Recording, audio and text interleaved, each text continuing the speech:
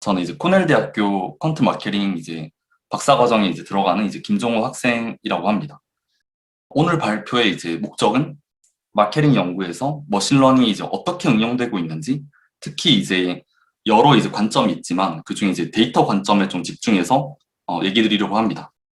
우선은 본격적으로 세부 연구들을 소개하기 이전에 박사 학생의 관점에서 머신러닝 연구를 왜 하는지, 그러니까 머신러닝이 왜 중요한지에 대해서 좀 다뤄보자면은, 우선 첫 번째 그 이유는 결국에는 더 임팩트풀한 연구를 하기 위해서인 것 같습니다. 그래서 다들 아시는 하이포티시스겠지만은 efficient market hypothesis라고 해서, 원래는 이게 금융시장에서 새로운 정보는 라이브 타임으로 주가에 이피시언트하게 반영된다는 가설인데, 사실은 연구 영역에서도 이게 똑같은 것 같습니다. 그래서 리서치 밸류가 되게 높은 정보들은 아주 빠르게 저널에 반영이 되고, 그런데 머신러닝 분야는 이 분야 자체가 지금 계속 발전하고 있기 때문에 마케팅에서 이 머신러닝을 어떻게 어플리케이션 할지, 그런 부분들이 좀 더 리서치 포텐셜이 크지 않을까, 이런 생각이 들어서 머신러닝 연구를 하는 것 같습니다. 두 번째는 머신러닝을 통해서 기존의 방법론으로는 불가능했고 머신러닝에 의해서만 가능한 부분들이 있기 때문인 것 같은데요. 첫 번째는 unstructured 데이터를 훨씬 더 잘 다룰 수 있다는 거. 텍스트, 이미지나 비디오 데이터를 보면은 얘네들이 가지고 있는 어떤 디멘셔널리티는 적게는 한 3만 개, 많게는 한 억 개가 넘어가는 그런 피처가 되죠. 그래서 이런 피처를 가지고 어떤 디펜던트 베리어블을 설명하는 그런 이코노메트릭 모델은 아직 개발이 되지가 않은 것 같습니다. 그래서 그런 관점에서 머신러닝이 되게 unstructured 데이터를 다룰 때 훨씬 효과적이라는 게 있고, 두 번째는 인풋 디자인이나 혹은 모델 스트럭처를 디자인할 때 머신러닝이 훨씬 더 플렉서블한 부분이 있죠. 예를 들어서 이코노메트릭 모델에서는 인터랙션 텀 같은 걸 넣을 때 저희가 사전에 정한 것들을 넣는 반면에, 머신러닝에서는 인풋 자체를 되게 다양하게 넣고 얘네들의 인터랙션 자체가 모델에서 훨씬 더 잘 고려가 되죠. 그리고 인풋 자체도 저희가 커주얼 모델을 짤 때는 하나의 인풋을 넣으면, 머신러닝에서는 그 인풋 자체를 여러 가지 베리에이션들, 빈으로 넣기도 하고 아니면 얘네들이 좀 다른 것들과 좀 섞은 데이터들, 그런 것들을 넣을 수도 있고, 그래서 훨씬 더 플렉서빌리티가 높아서 결국에는 이런 요소들이 합쳐져서 머신러닝 모델이 이코노메트릭 모델에 비해서 훨씬 더 프리딕션 레벨이 높게 됩니다. 그래서 이런 강점들 때문에 머신러닝이 기존에는 풀 수 없었던 마케팅 프로블럼을 풀 수 있는데 훨씬 큰 도움을 주고 있고요. 그래서 이런 이유들 때문에 머신러닝을 마케팅 리서치에서 쓰고 있는 것 같습니다. 그래서 사실 이런 머신러닝이 마케팅 연구에서 어떻게 지금 쓰여지고 있는지 보면은, 사실은 유니파이드 프레임워크가 없고요. 아직 컨센서스가 없기 때문에 여기는 리뷰 페이퍼에서 나온 카테고리도 사실 불완전한데, 크게는 이 프리딕션 하는 논문들이랑 이 피처 리스트렉션 하는 논문들이 지금은 주류를 이루고 있는 것 같아요. 그리고 커주얼 인터프리테이션이나 이런 부분들은 아직 연구가 조금 덜 되고 있는 부분들이죠. 그래서 우선은 가장 많이 다뤄지고 있는 거를 먼저 보는 게 좋을 것 같아서 피처 리스트렉션에 기반한 연구들을 먼저 보려고 하고 있고요. 그래서 여기 논문 개수들만 보셔도 다른 곳에 비해서 이쪽이 더 논문이 훨씬 많죠. 그리고 이 피처 리스트렉션에서 볼 수 있는 사실 데이터가 이것 말고도 좀 되게 다양할 수 있는데, 텍스트 데이터, 이미지 데이터, 오디오나 비디오 데이터, 그리고 컨슈머 트래킹 데이터, 예를 들어서 클릭 스트림을 본다든지 아니면 소비자들이 웹에서 어떻게 미디어를 좀 컨섬션 하는지 그런 것들을 본다든지, 혹은 소셜 네트워크를 본다든지, 이런 다양한 데이터들을 볼 수 있습니다. 근데 시간 관계상 이거 전부를 하나씩 다루는 거는 좀 어려운 일일 것 같고, 저는 특별히 텍스트 데이터랑 비디오 데이터를 좀 집중해서 보려고 하고 있고요. 이 텍스트 데이터가 가장 많이 연구되고 있는 주제 중에 하나고, 이미지, 오디오, 비디오 중에선 비디오 한 이유는, 사실 비디오는 어떻게 보면은 이미지의 어떤 템포럴 다이나믹스랑 오디오의 결합이기 때문에, 그래서 비디오를 보는 게 사실은 이거를 좀 커버하는 내용이지 않을까 싶어서 이 두 개를 선택하게 됐습니다. 그래서 이 발표에서는 이 각각의 연구를 하는데 어떤 챌린지들이 있었고, 연구 디자인을 통해서 이런 챌린지들을 어떻게 해결했는지를 보는 거를 좀 목표로 하고 있습니다. 그래서 우선 첫 번째로 텍스트 데이터 모델을 보자면은 이 연구를 고른 이유는 이게 어떻게 보면은 피처 익스트랙션을 통해서 어떤 이제 커주얼 인터프리테이션을 하는 그런 연구의 좀 스탠다드한 폼이 아닐까 싶어서 이 논문을 고르게 됐습니다. 그래서 이 연구에서 다루고자 하는 연구 주제는 이제 컨슈머 리뷰를 봤을 때 얘네들이 이제 세일즈 컨버전에 어떤 영향을 줬냐 이거를 보려고 하고 있고요. 사실은 이 주제 자체는 되게 스탠다드하게 다뤄지던 주제였거든요. 그래서 과거에 이제 논문들을 보면 주로 이 리뷰의 임팩트를 보기 위해서 어떤 접근을 했냐를 봤을 때 첫 번째는 이제 리뷰 인포메이션 자체를 되게 하이 레벨 피처로 뽑아 나가죠. 근데 이 하이 레벨 피처 자체가 볼륨을 본다든지 아니면은 리뷰의 어떤 레이팅을 본다든지 이 레이팅의 베리언스를 본다든지 이런 하이 레벨 피처를 뽑아서 얘네들이 세일즈 임팩트에 어떻게 영향을 줬나를 보는 연구들이 좀 주였고, 그리고 이제 대부분의 연구들이 이제 카테고리를 되게 넓게 보기보다는 되게 적은 개수의 카테고리들을 봤죠. 근데 사실은 고객들의 행동들을 보면은 저희가 소비를 이제 할 때 이렇게 스몰 넘버 오브 카테고리에서만 소비를 하지는 않잖아요. 뭐 100개 이상 이렇게 소비를 할 수 있을 것 같은데 그래서 이제 그런 부분들이 기존 연구에서는 좀 한계점들로 작용을 하고 있습니다. 그래서 과거의 연구들을 봤었을 때 리뷰의 임팩트를 보는 연구들이 어떤 한계점을 가지고 있는지 좀 보면 첫 번째는 소비자들이 사실은 이런 애그리게이트된 레이팅을 보거나 볼륨을 보거나 베리언스를 보고 소비를 하는 게 아니라 실제 리뷰를 읽는 거죠. 그러니까 리뷰 리딩 비헤비어를 하는데 그게 이제 모델의 고려가 되지 않았기 때문에 그걸 어떻게 어드레스 할지 가 첫 번째고, 이제 두 번째는 프로덕트 카테고리를 보면은 사실은 되게 굉장히 다양한 카테고리가 있고 이 각각의 카테고리마다 중요한 단어들이 다를 수가 있는데 기존 연구에서는 이런 것들을 잘 고려하지 못한 거죠. 그러니까 예를 들어서 뭐 시계 같은 거를 볼 때는 뭐 정확하다나 아니면 워터프루프다 이런 단어들이 훨씬 더 내가 디시전 메이킹을 할 때 중요할 수 있는데 다른 카테고리 뭐 DSLR 카메라를 본다라고 했었을 때는 이 이미지 퀄리티가 어떻게 되냐 혹은 이거의 이제 레졸루션이 어떻게 되냐 이런 것들을 보는 게 더 중요할 수 있죠. 그러니까 이 카테고리에 따라서 중요한 단어들이 달라지는데 이런 컨텍스트를 고려하지 않은 모델들이 이제 과거의 모델들이었고, 여기서는 이제 이런 카테고리별로 다른 단어들을 어떻게 모델에 반영할지를 좀 어드레스 한다고 보시면 됩니다.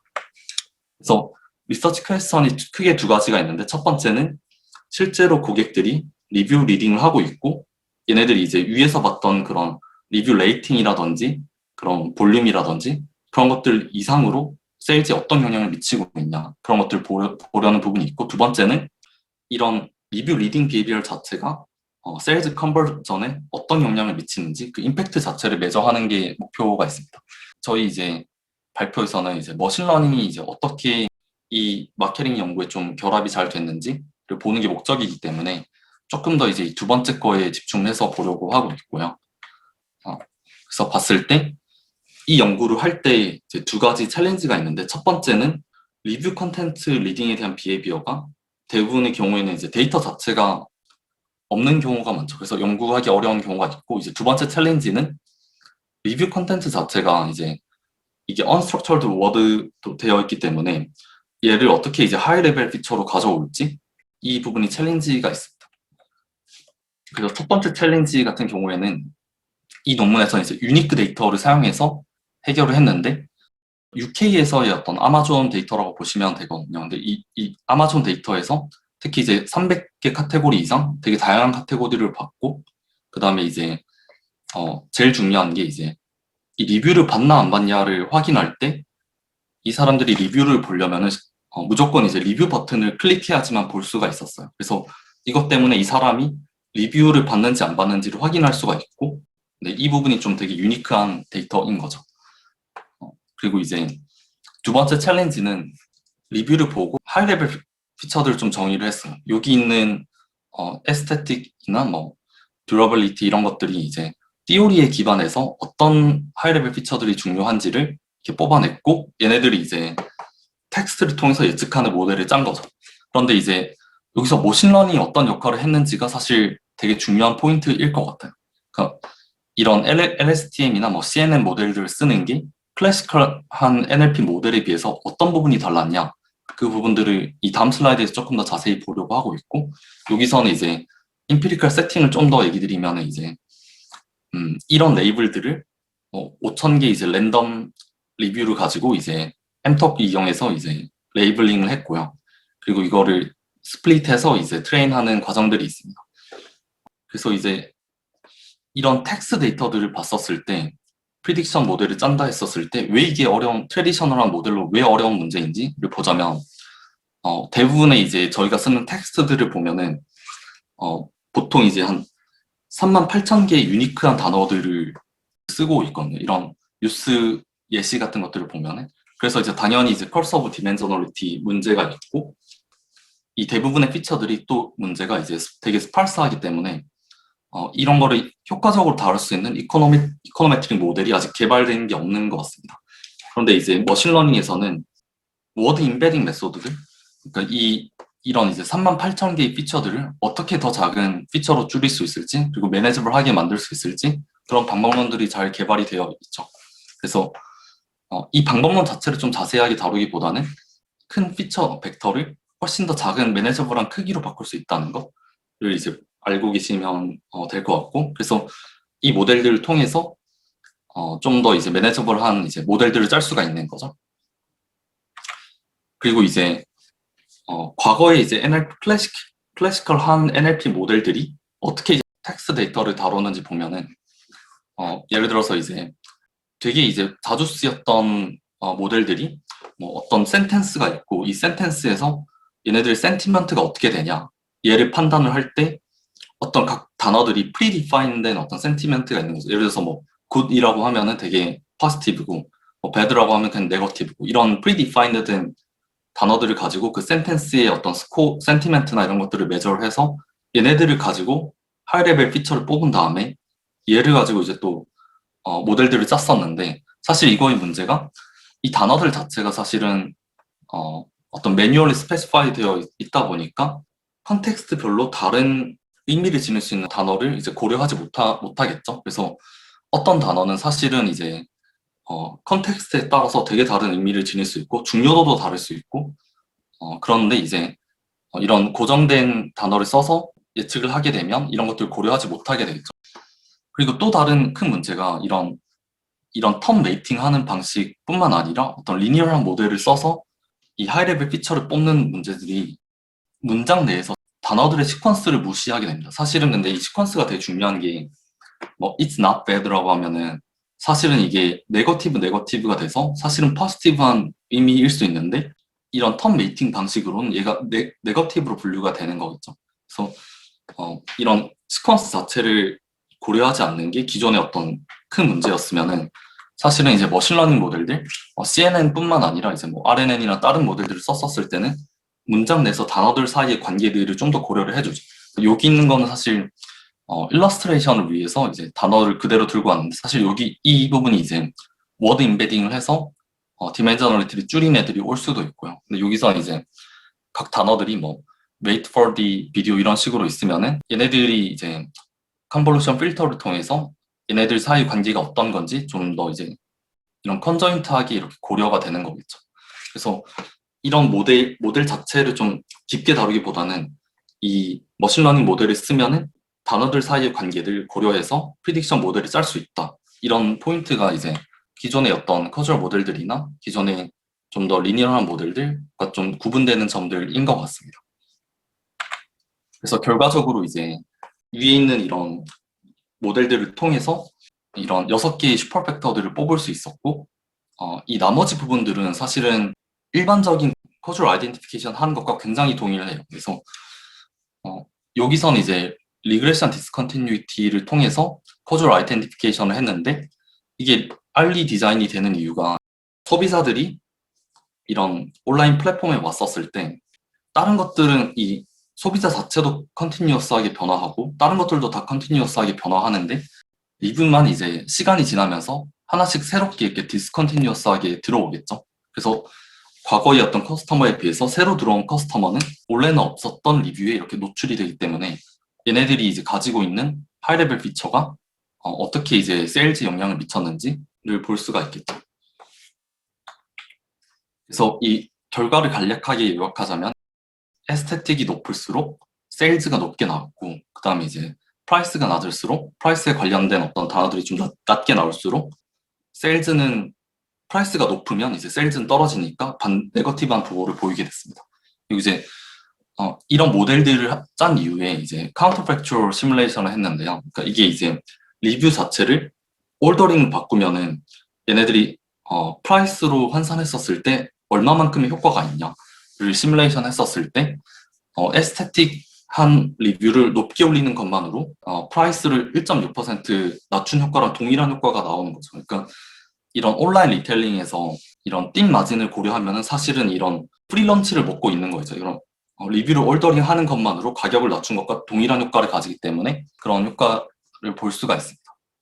그래서 이 논문에서 머신러닝이 어떤 역할을 했나?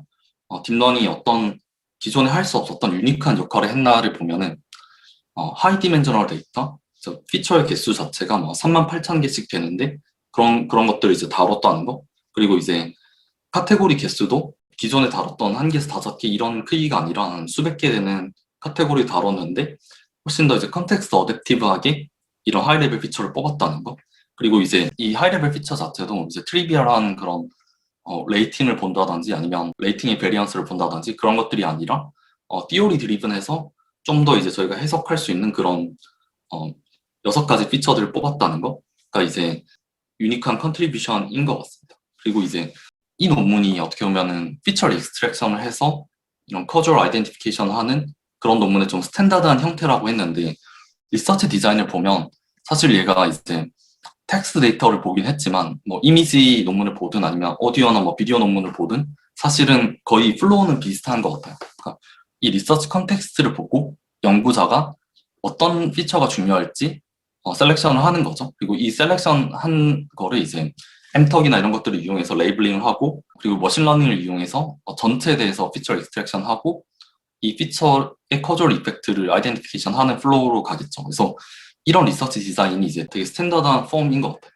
근데 이제 여기서 다뤘던 텍스트 데이터가 사실은 훨씬 더 확장할 가능성들이 훨씬 많죠. 그러니까 여기서 안 다뤘던 피처들이 뭐 라이팅 스타일이 어떻게 되냐 아니면은 리뷰를 어떻게 이제 마주하는지 그 올더링 효과에 따라서 셀즈에 어떤 영향을 주냐 이런 것들이 좀 다뤄지지 않았고 그다음에 소비자들이 사실은 프로덕트 하나만 보는 게 아니라 여러 프로덕트들을 이제 서치하는데 이런 프로덕트를 여러 개에 걸쳐서 서치했었을 때 그리고 얘네들에 대해서 또 다르게 이제 트리트먼트를 받았을 때 그때 이제 셀즈에 미친 효과가 어떻게 되냐 그런 것들에 대해서는 다뤄지지 않았기 때문에 사실은 이 텍스트 데이터로 할 수 있는 연구들은 훨씬 많은 것 같아요.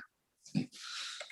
그리고 또 해볼 수 있는 질문이 위에서는 이제 리뷰를 좀 리오더링 하는 걸로 세일즈 면에서 어떤 효과를 주나 이런 것들을 봤었으면은 사실은 저희가 리뷰를 이제 어떻게 좀 작성하는 게 좀 더 세일즈에 도움이 될지 어떻게 리뷰 자체 컨텐츠를 어떻게 리디자인할지 혹은 이제 리뷰를 작성할 때 소비자들이 이제 좀 자동 작성하기 이렇게 레코멘데이션을 줘서 거기에 대한 리워드를 뭐 어떻게 줄지 그런 것들을 좀 생각해 볼 수 있는데 얘네들이 좀 어떻게 이제 머신러닝에서 어드레스 할 수 있을지 이런 부분들은 좀 더 이제 컨텐츠 엔지니어링 피처 익스트랙션보다는 컨텐츠 엔지니어링 주제에 좀 가깝고 뉴럴 머신 트랜슬레이션이나 제너레이티브 모델을 통해서 좀 다룰 수 있는 것 같아요. 그래서 이게 사실은 지금 제 발표 약간 주제는 피처 익스트랙션이랑 좀 다르긴 하지만은 어떻게 보면 좀 더 머신러닝이 기존의 모델에 비해서 다른 차이점이라는 생각이 들어서 이제 들고 왔고요. 그래서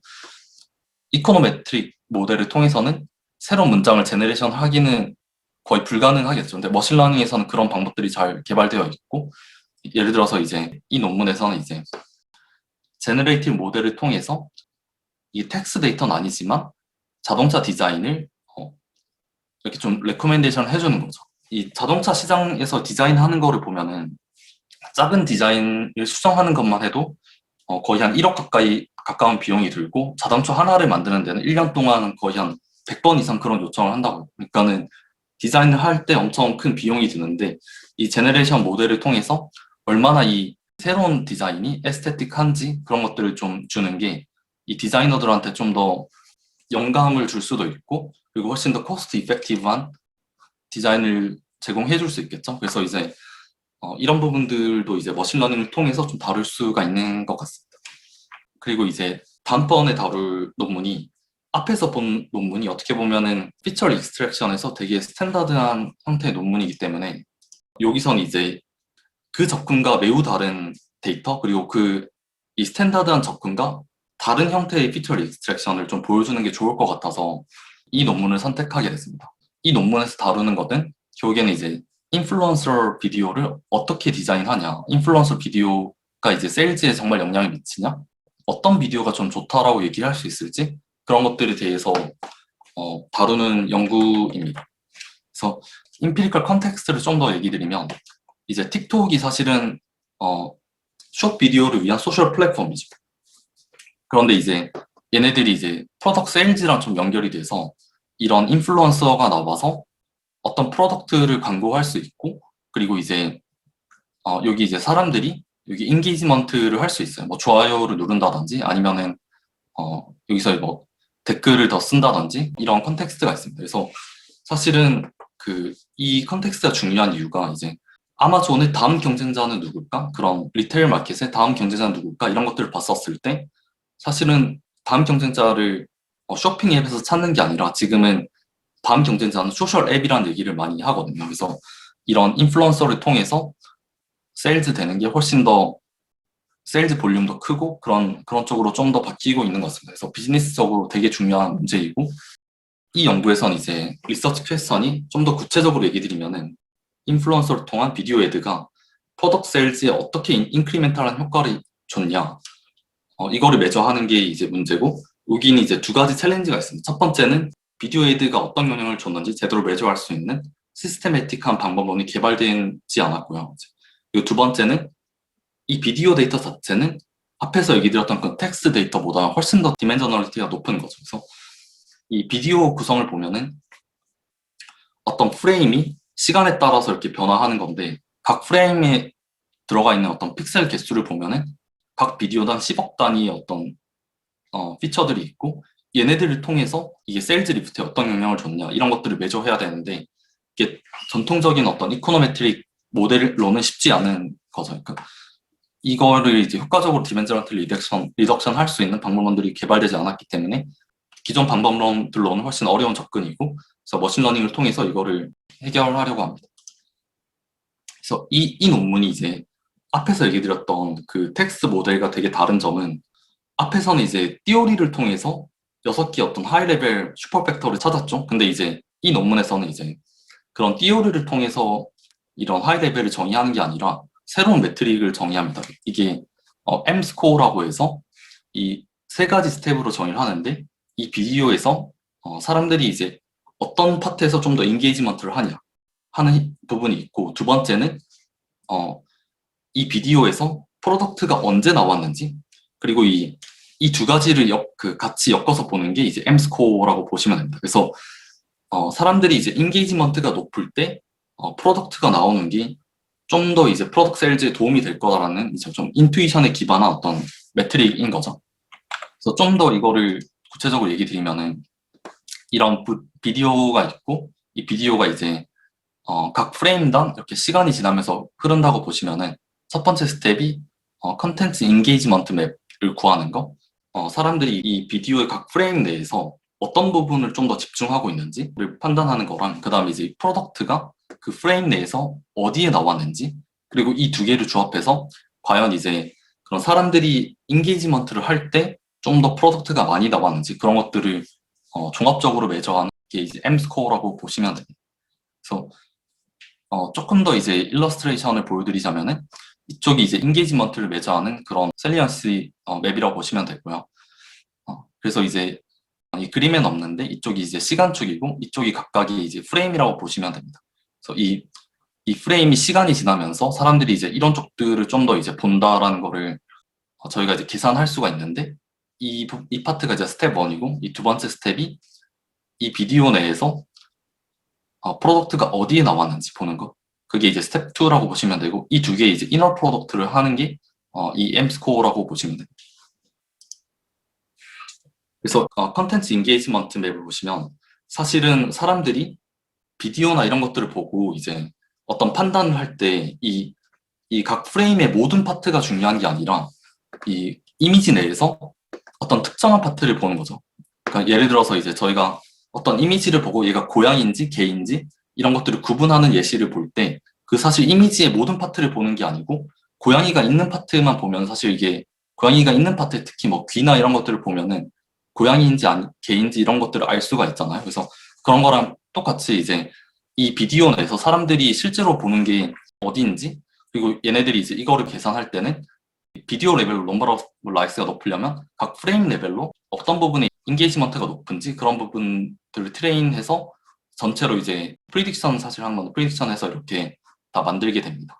그래서 이 파트가 이제 컨텐츠 인게이지먼트를 계산하는 파트라고 보시면 되고 두 번째는 이제 이건 되게 그냥 스탠다드한 오브젝트 디텍션 하는 알고리즘인데 저희가 타깃 이미지들을 다 알고 있고 얘네들이 각 프레임 내에서 어디에 등장했는지를 오브젝트 디텍션으로 다 찾을 수가 있겠죠. 그래서 이걸로 이제 프로덕트 플레이스먼트 히트맵을 구할 수 있고 이 두 개가 좀 타임이 지금 안 맞긴 한데 예를 들어서 이제 이 비디오를 볼 때 사람들이 넘버 오브 라이크스가 높은지를 예측하는 모델을 짜서 사람들이 어디를 봤는지 어텐션을 뽑아보면은 이런 얼굴 파트나 이런 부분들을 많이 봤다는 거죠. 그리고 이제 프로덕트 히트맵을 봤었을 때는 이 프로덕트가 어디에 나왔는지를 이렇게 디텍션해서 알고 있고 그래서 사실은 이제 이게 똑같은 시간의 프레임이었다고 보면은 이 이미지에서는 이쪽이 인게이지먼트가 높을수록 M 스코어가 높은 거겠죠. 그래서 네, 이렇게 이제 M 스코어를 정의한 다음에 이렇게 이제 M 스코어를 익스트랙션 하고 나면 나머지 부분은 똑같습니다. 나머지 부분은 이제 디퍼런스 인 디퍼런스 코저럴 아이덴티피케이션을 하는데 여기서 이제 컨트롤 그룹은 이런 인플루언서 비디오가 있었는지 없었는지 그걸 가지고 이제 이 상품에 대한 세일즈가 높아졌는지 그런 것들을 볼 수가 있겠죠. 결과에 대해서 간략하게 요약을 드리면 첫 번째는 이 M스코어를 새로운 매트릭을 정의했는데 이 매트릭이 실제로 세일즈를 이제 설명하는데 굉장히 효과가 있었다는 거고 M스코어가 1 스탠다드 디비에이션 높아지면 그게 이제 12%의 세일즈 인크리즈가 있었다라고 하더라고요. 그래서 얘네들이 이제 이코노믹하게 되게 시그니피컨트했다라는 게 첫 번째 결론이고 두 번째는 이제 어떤 이제 프로덕트 타입에 대해서 이런 M 스코어가 좀 더 시그니피컨트 했는지를 보면 임펄시브하고 헤도닉하고 인익스펜시브한 프로덕트 그러니까 얘네들이 이제 시스템 원 프로덕트라고 해서 그 데니엘 카르만의 이제 사람들이 좀 더 충동적으로 구매하는 물품들, 좀 가격이 싸니까 판단이 쉽고 그런 충동적으로 구매하는 물건들에 대해서 좀 더 M스코어가 좀 더 효과가 컸다라고 얘기를 하더라고요. 그리고 세 번째 결과는 이 인플루언서들이 자기의 어떤 프로덕트를 광고할 때랑 그 다음에 이제 다른 사람의 프로덕트를 돈을 받고 광고할 때랑 M스코어가 다르게 나타나는데 자기의 물품을 광고할 때 M스코어가 좀 더 높게 나타난 게 의미하는 게 어떤 거냐면 이제 인플루언서가 좀 더 이제 자기 물건을 팔 때는 좀 더 프로덕트가 잘 팔리게 이렇게 포지션을 취했으면은 다른 사람의 물건을 팔 때는 프로덕트를 이제 주로 둔 게 아니라 자기를 광고하는데 좀 더 주를 뒀다는 거죠. 그래서 그런 부분이 이제 인센티브 미스얼라인먼트가 있다라고 얘기하는 게 있습니다. 그래서 이런 M스코어를 통해서 이런 좀 재밌는 결과들을 찾을 수 있었고요. 그래서 결과를 이제 좀 요약을 하자면 기존의 어떤 텍스트 모델이나 이런 거에 비해서 훨씬 더 큰 이제 하이 디멘셔널 데이터를 딥러닝을 통해서 이제 풀 수 있었고 그 다음에 이제 이런 피처들 자체가 사실 되게 재밌는 부분이 저희가 이제 비디오 데이터만 가지고 이런 세일즈 리프트가 어떻게 영향을 받았는지를 문제를 푼 거죠. 근데 이 데이터는 이제 기존에는 사실 이런 문제를 풀려면은 아이 트래킹 데이터를 필요로 한다거나 그랬었는데 여기서는 이제 훨씬 더 적은 데이터, 훨씬 더 이제 얻기 쉬운 데이터, 비디오 데이터랑 그거의 어떤 소셜 인게이지먼트 그리고 이제 세일즈 데이터만 가지고 이런 문제를 풀었다는 게 사실 되게 큰 장점인 것 같습니다. 이 리서치 디자인을 보면은 똑같이 이제 피처 익스트랙션을 해서 커주얼 이펙트를 아이덴티피케이션 하는 논문인데 이전 논문과 이제 가장 다른 점이 새로운 매트릭을 만들었다는 거죠. 그래서 피처 셀렉션 하는 과정이 이전에는 이제 좀 더 띠오리에 기반해서 정의를 했으면은 여기서는 이제 인투이션에 기반해서 새로운 매트릭을 만들고 얘네들이 이제 효과가 어떻게 되냐 이런 것들을 매저했다는 거에서 좀 다른 접근인 것 같습니다. 그래서 여전히 이제 비디오는 사실 연구할 게 너무 많은 영역인 것 같고요. 어떤 여기서 좀 다루지 못했던 게 비디오의 어떤 템포럴 다이나믹스가 어떤 영향을 미쳤나, 혹은 이제 오디오나 스피치 이런 거에 대해서는 전혀 다루지 않았지만 어떤 걸 보여주는 것과 어떤 스피치 사이에 코올디네이션을 어떻게 해야 좋을지, 혹은 이제 여기서는 프로덕트와 어떤 프로덕트에 좀 더 집중을 했지만 프로덕트 외적인 부분들, 뭐 백그라운드가 어떻게 되는 게 좋은지, 사람이 설명할 때 인포멀 제스처들을 어떻게 하는 게 좋을지, 이런 부분들이 사실 다뤄지지 않았기 때문에 비디오 데이터로 할 수 있는 연구는 아직도 아직 무궁무진한 것 같습니다.